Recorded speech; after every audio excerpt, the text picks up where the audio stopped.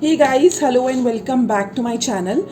And in today's class, as mentioned in the previous lecture, we are going to discuss more about argumentative writing. So basically this video is part 2 for argumentative writing.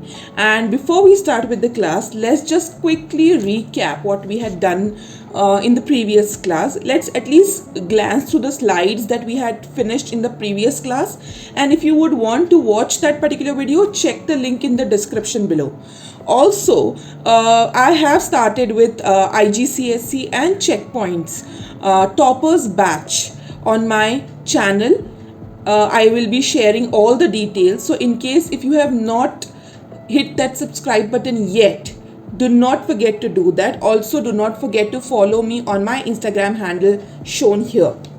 Let's get started with the class. So as you all can see on my screen, we had completed learning objectives. These were the learning objectives. Okay, we could finish the difference between persuasive, argumentative, then structure, then introduction, then arguments, and peel technique, which is a very beautiful technique, and you must know and do and follow this, because this technique is a sure shot hit to get good score in your argumentative writing essay.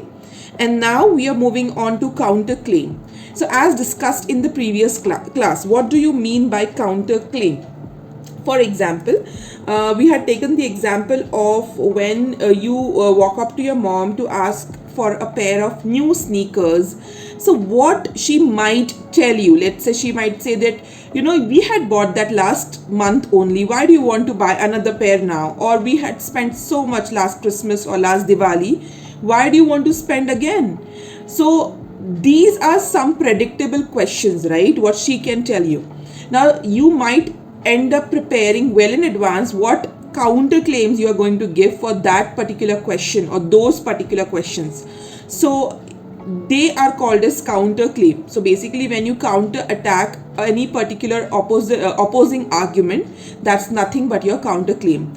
And as the structure says, where we had seen on the screen here, introduction, then supporting paragraph 1 is your argument, supporting paragraph 2 is your argument, supporting paragraph 3 is your argument, and the fourth one is your counter argument, wherein you pick up one or two counter claims and then elaborate on that.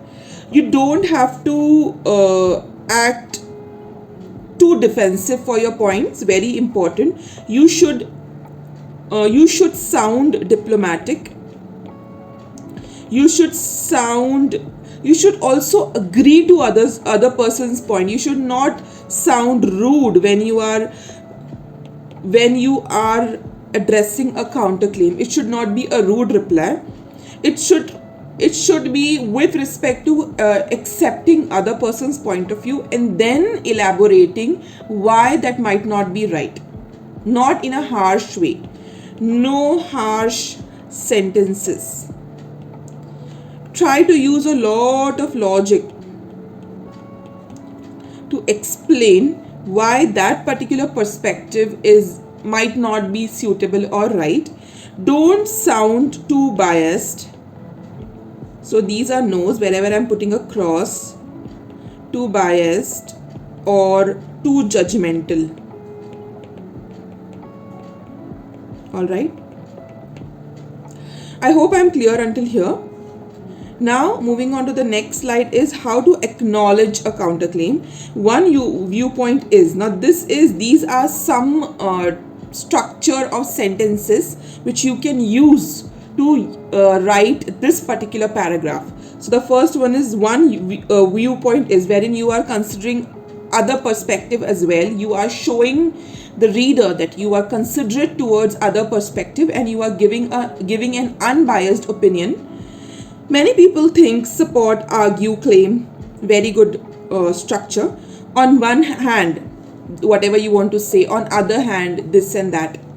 There is some support for the idea that, granted, some might argue, support, belief. It could be argued that. So these are some sentences which you can use to address or to start that particular paragraph. So these are the templates to start the counter argument paragraph. Okay, I hope I am very clear until here. I would want all of you to pause the video here and then make a note of these templates in your notebook right away. Okay, let's go ahead with the class now. Now the next thing is rebuttal. Now when you say rebuttal is your response to the counterclaim, it's an argument. It's essentially having the last word.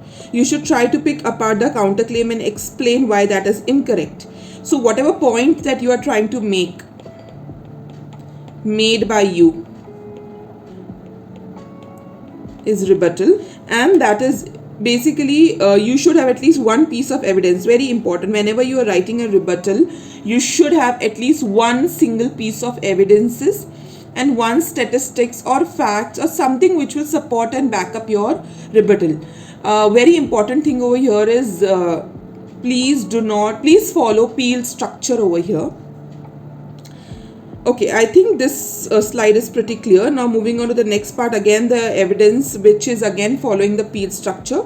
So just quickly let's glance through the slide without getting too much into it, because we had already discussed a lot on this slide in part 1 of argumentative essay. Now spend time looking through your resources and find evidence to back up your rebuttal, just like I did in McDonald's example. So there is an example given over here. So this is your counterclaim, this is your rebuttal, and this is your evidence. An example: Oprah Winfrey hasn't achieved the American dream because even though she participates in charity, she does so for notoriety and not for the good of people. Okay, rebuttal: Oprah Winfrey actually does give to charities and give aids to other people out of kindness of her heart. Evidence: now to support this, you are writing an evidence wherein how what she has done has affected the world, and through her private charity Oprah Winfrey Foundation, she has awarded hundreds of grants to organizations that support the education and empowerment of women, children and families in the United States and around the world. She is doing this because she firmly believes in the power of education. So this is one of the example, but it will come only through practice. The more you practice, the more you will learn. This is very important.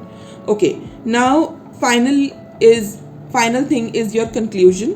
Please do not repeat what you said in paragraph number 2, 3, 4 in your conclusion, because it won't make any sense to keep on repeating the same thing.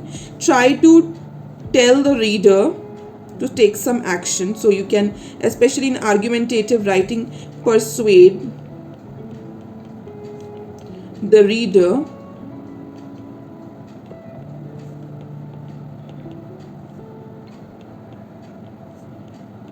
some action.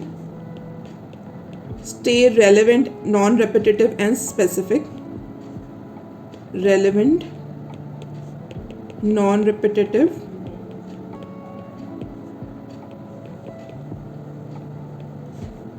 and specific. Okay, very important. Now moving on to the next slide, that is few important techniques that you can use to write a strong conclusion. Reinforce your thesis. Give the essay a sense of completeness and closure. So there are few words and sentences. There are few short structure of sentences that you can use to do that, which we'll look at further. Leave an impression on the reader. Your conclusion should reflect why the reader should care about your topic. What's the significance of your thesis? Why is it important to you? What information should you or the reader take away from this? Now, these are the questions you should be asking your own self to write a conclusion, to write a very good conclusion. Answering these questions to your own self first is crucially important. Okay, do not simply summarize. As I said, don't just keep on repeating what you said without directing your writing in a right direction.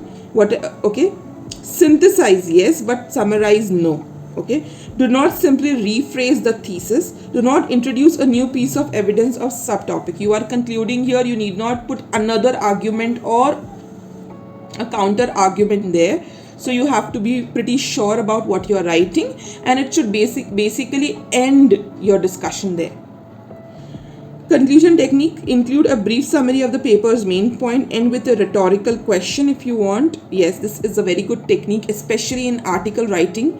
I generally tell my students to use this technique in discursive writings as well, but not rhetorical question. You can go for an open-ended question in discursive writing because you want to initiate discussion or a process or trigger a process of thinking. But let's not move to discursive. Let's come back to argumentative. Rhetorical is the type of question which has obvious answer, and it should be directing or persuading the reader to the point that you are wanting them to be convinced of. Circle back to the introduction, shocking statistics and facts that can be included. That and end on the rule of 3. Yeah. Can you tell me in the comments below what are the rule of 3 and how you can do that with some examples? Compare to the other situations. But see, here you have to understand that when you are closing your essay, you should technically try to persuade the reader to take an action. And that is how you are going to close your argumentative essay. And by this we complete our argumentative writing part 2, which was short and sweet. And do not forget to hit that like and subscribe button. See you in my next masterclass. Until then, bye-bye.